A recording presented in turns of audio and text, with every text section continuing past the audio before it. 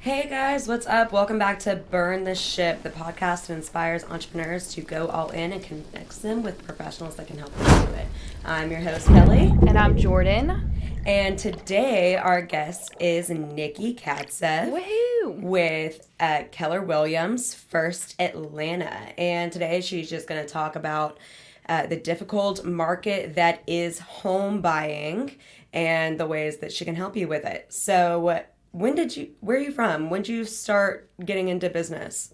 So I actually started the beginning of this year. The journey started a little bit before that, though, obviously. Taking the real estate courses, passing the test, all that stuff took a little longer than usual. I started it maybe 3 or 4 years ago. I had this idea that I wanted a job where I could help people.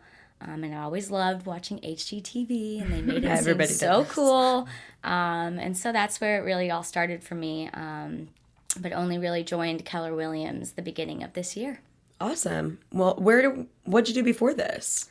I worked in the service industry. So I did bartending and serving at restaurants. I also did a little bit of brand promotions, and most recently before real estate, I did operations and event managing for my brother's food truck. So that definitely will help you build people skills for real estate. Definitely. I mean, I've learned working in the service industry, I really just loved helping people, whether it was bringing them a bottle of ketchup or, just those little things that people appreciate. And that was my passion of helping people. So it really played into what I wanted to do with a career. And it's great. Yeah. Well, before that, did you grow up here? Where are you from? I was born in South Africa. Oh, okay. Plot twist.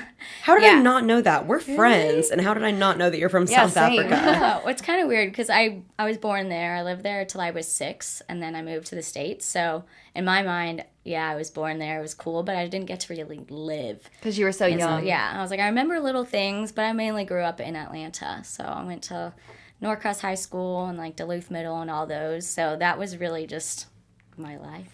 Are your parents from South Africa? They are, yeah. Everyone going back to my great-grandparents are from South Africa, so it's a cool. long living. So are you South Africans? Yes, they do. Are you the first generation to, I guess, grow up in America then?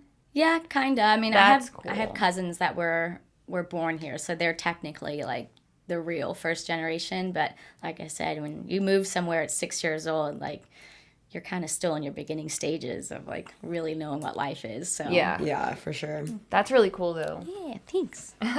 I wish I had the accent. I think I'd be a lot cooler if I did. Oh, that accent is awesome. It's fun. I save voicemails on my phone because my friends were like, "Oh, let me hear your parents." And so calling my mom at 3 in the morning, I'd be like, "Just listen to this message." That's smart. That's funny. Yeah, my grandmother's from England, and so she's got a thick British accent. yeah. I mean, she moved here when she was 20, so it's been a little here to bit. stay. But it's still just the little words that she says. I'm like, you're so damn cute. So what you got into the real estate business, I mean, everybody loves HGTV. I know when I watch it, I get inspired, especially with home design and stuff like that, and just really building people's dreams, I guess, dream homes and stuff like that. So you got into this, and what do you feel like you have learned the most from venturing out? Because it's a really big difference from coming from the service industry into this. Yeah. What do you think that you learned in that process that is vital to what you do? I think just putting in the effort. Real estate, it's great to be in, but it's a 100% referral-based kind of business. Mm-hmm. So for anyone that's thinking of getting into real estate, you have to understand it's a lot of dedication and time that you have to put in to get things start moving. HGTV doesn't tell you all the stressful moments that real estate agents go through and everything. They make it seem like people see 3 houses, they pick one, the offer gets accepted, and they're at Starbucks celebrating. And it's a lot more than that. But if you come from a place of contribution and wanting to help people, it definitely helps you grow as a person. Obviously, if you're in it for just the money, you're going to be a little disappointed starting out, because that's the one thing that I really have to sit back and remember, that when I talk to people, this is a long game kind of career that's going to take a while for me to build, but I love it either way. Yeah, that's like what our boss says, this little quote that he told both of us when we first started, that it's not a microwave, it's a crock pot. Yep.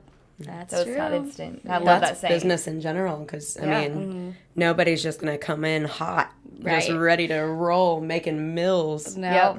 Yeah, that's not really the way the business in general works. Not at all. So, question, what is, I guess, is it a different sort of real estate? So I'm like annoying thinking of like selling Sunset. Like what's I the love selling difference? Sunset. What's the difference in between selling just homes or, I mean, big corporations or all the way up to those multi-million-dollar homes? Yeah. How does that differentiate with real estate agents? Do you go in knowing that this is what you want to sell, or do you have to start with the basics and move up from there? I think you have to start with the basics, like, you know, just from personal experience. So as a real estate agent, not many people know that I can help with rentals. So that's something that I feel like definitely takes up a lot of your time, but it builds a relationship with someone. It gives me practice as well. And it's kind of the building, like you talk about when you start a company and you want to eventually be the CEO, you have to start somewhere and you have to start from the bottom. So it kind of builds with, you know, helping people in rental situations. And then obviously you have your residential real estate, which is our homes. And then you have your different price points of homes.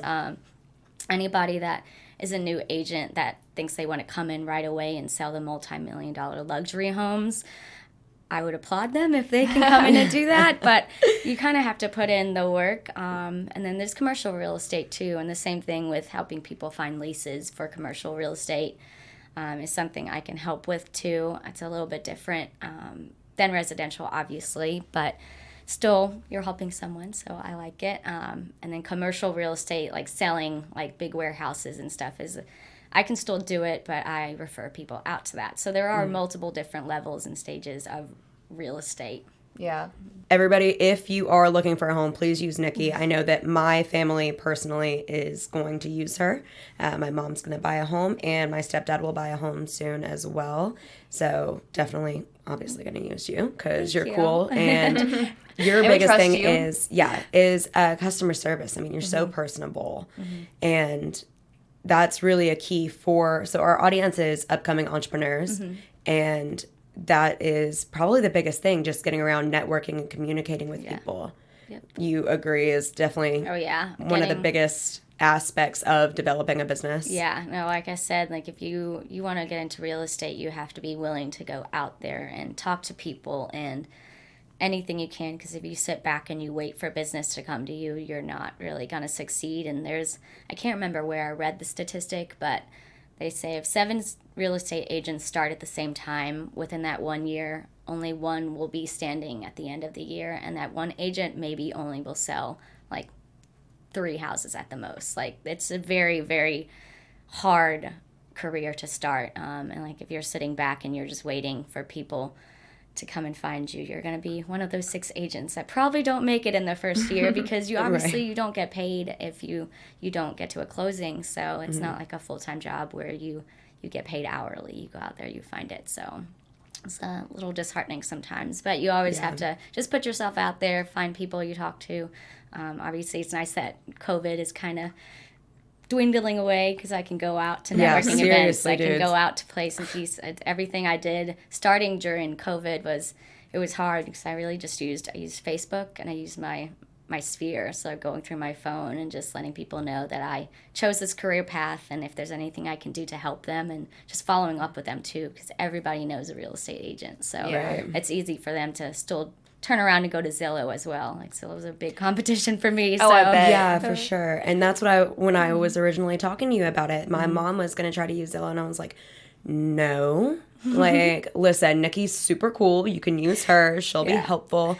And what other real estate agents don't do, you said that you help with rentals. And we had a bad experience, and the person that sold my mom's home would not help her find a rental. So that's a big part.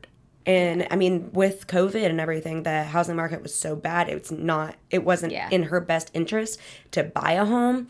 And that real estate agent did not help her Right. with that process. So I didn't know other agents didn't do rentals. I thought like Yeah.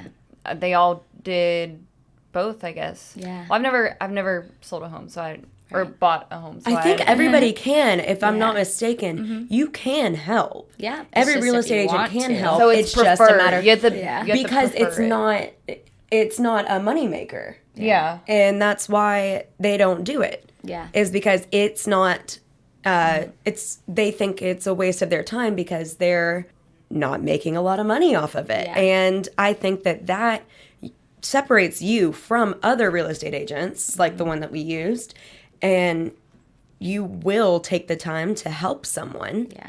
And like you said, long game, like crock pot, not a microwave. Yeah. Because now Yeah. he just lost 2 other homes that he could have made money off of Yep. if he would have helped with the rental. Yep. It's that's building true. that relationship, and you is. do a great job at that. You can just tell from meeting you that you're great at it. Oh, thank you. Yes. And I think that I think it's a big deal with customer service from us. I was in the service industry for a very long time. But I think that everybody needs to take like a year, just like how other countries do like a year in the military. And no, for our audience, I am not comparing the military to bartending, but it's something that Just I as an think, example. think everybody needs to do. Right. Like for a year, just so you can experience it and understand, have more compassion True. for other people in general and tolerance. And it really does grow your personal relationships, because I don't think that if I would have been in that industry that I would be so good with talking to people right. and Yeah. making those sort of connections. So if you weren't doing this, if you weren't in real estate, what do you think that you would be doing? Hopefully not the customer service industry. 'Cause Yeah. That's No. Well, I originally went to school for biology and like pre-vet, so I wanted to be a veterinarian. So that if money was in the picture, because obviously I'm not doing that because there wasn't much of a career as a vet tech, and going to vet school would have been very expensive. And Oh, yeah, the for amount sure. that veterinarians get paid isn't the amount that doctors do, and it's the same length of school. So I was like, you know what, I love animals and I love helping animals, but I also want to be able to pay my debt off and live my life and not like only start living it when I'm like 40, because that's when I don't Right. have thousands and thousands of debt to pay off. So I think I would definitely be doing something with animals. I went to actually I had a showing a couple weeks ago, and the clients had a big like Maine Coon cat, and they always tell you what? like if there's an animal in the house, obviously. So I went in and they're like, don't let the cat out. So I'm like, I have to find this cat. And you could not miss him. He was like a lion. I was like, I wonder if they'll want him. Like they won't miss him, right? Like What I is could that? take Just some- like a big cat? Oh yeah, it's those big, huge, fluffy cats that like grow to. Oh. Yeah, they're massive. Oh my goodness, what the heck? First That of all, black that one one looks with- like it's gonna kill I you. was going to say, that one looks In really your pretty, the one that you sleep. pointed out. I Like, your- you know those snakes Oh yeah, that like people get real comfortable with, like that the ball one pythons. the one Yeah. woman that she had a snake and it slept with her, and it was like literally growing its stomach so that it could eat her Ew, while she was no. sleeping. my God. That's what that cat looks I like. love their Aw, ears. Someone Yeah. that will eat you in your sleep. I know. They're Those Oh my ears. goodness. Okay, well I kind of want one now. Yeah, I named him about Simba. it. I don't know what his real name was. But he's Simba to me, and I was like, "Bye, Simba. I'll see you later." Was he Bye, orange? Simba. Yeah, he was orange too. So Nice. Dang. Okay. Well, yeah. That's, I'm not a cat person, but now I want one too. they're so cute. And You're they're telling me that you don't like my cat? I cat's wouldn't cool. own. I wouldn't own My a cat's cat. cool. I would definitely babysit your cat, but I want wouldn't that own cat. it. I want that cat. it's a very Talk expensive about cat. Tito being intimidating. That cat's intimidating. right? I have a blue nose pit. Oh, And- I love baby He is. Yeah, he's an absolute angel. He's Like, a little baby. He is I know. a baby. Little My baby. mom has a. He is like 6 pounds, and he is a Maltese and Shih Tzu mix. Oh, cute. And like Tito's a hefty boy. He's like 55 pounds of straight muscle. Yeah. And terrified Oh, of that little Shih Tzu. Terrified. Like That's awesome. yeah. That's so I'm like, wow. One person would think like, oh my god, Pitbull, intimidating. Yeah, I really- And he's afraid of a dog that weighs 50 leg. pounds Yeah. less than him. Yeah. It's adorable. I love it. Well, we really appreciate you coming to take the time and talk with us. So tell our audience how they can find you, where you can reach out, your social media, website, all that. Yeah, so I have a small little Instagram page. I'm still building on it, but it's Nikki_ATL_realtor. And Nikki's spelt Nikki. Okay. And then website, the same thing, nikki.thelewisgroup.atl.com. And my email address would just be nikki@thelewisgroup.atl.com as well. So And Lewis is Lewis, not okay. yeah, Lewis. So I know there's two ways to spell it. I just want to make sure. Yeah.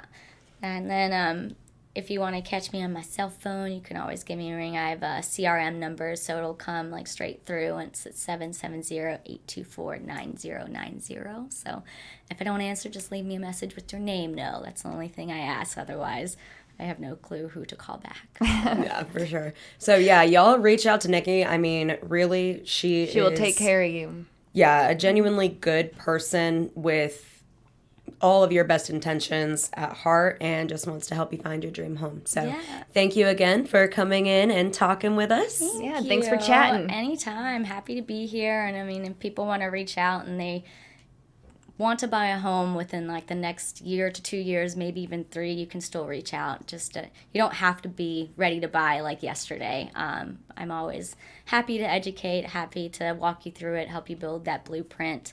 And we have a buyer seminar coming up in July too, so it's a good way to kind of learn some really good information and get. Is that going to be online or? Yeah. So actually, good question. It's been online just because of COVID. Mm-hmm. So I think it's a 50-50 chance it'll be online or at like a brewery, but I'll definitely keep you guys posted about it because, like I said, good networking event if it's at a brewery, and then really good free information, and you got some really cool incentives that our lenders give out as well. So if you are ready to buy within the next 3 to 6 months, it'll be something to have in your back pocket. Yeah, so y'all gotta go follow her in order to keep up with all of that information because, I mean, the more that you know about real estate, especially like real estate investment, all of that kind of stuff, definitely is something that's important. So yeah, y'all reach out, hit her up, follow her, tweet her, email her, call her, all that. You can snail mail me if you want to. I'll still get it. All right, well, thank you, Nikki. Awesome. Thanks for having me. Bye, guys.